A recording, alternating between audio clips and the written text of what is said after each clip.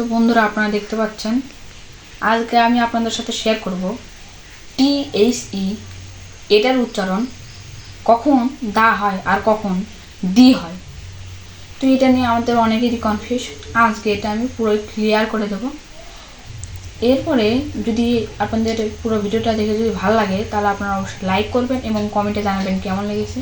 তো চলুন বন্ধুরা, ভিডিওটা শুরু করা যাক। শব্দই হবে না।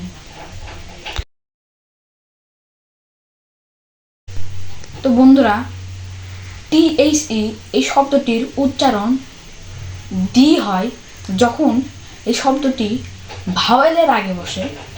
যেমন আমরা যদি 2-3টা উদাহরণ দিই তাহলে আমরা বুঝতে পারবো।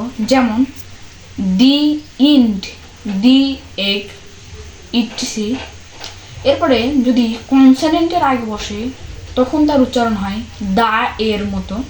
যেমন দা ম্যান, তারপরে হচ্ছে যেমন দা মোটর সাইকেল, দা সাইকেল, ঠিক আছে, দা ওম্যান, ঠিক আছে।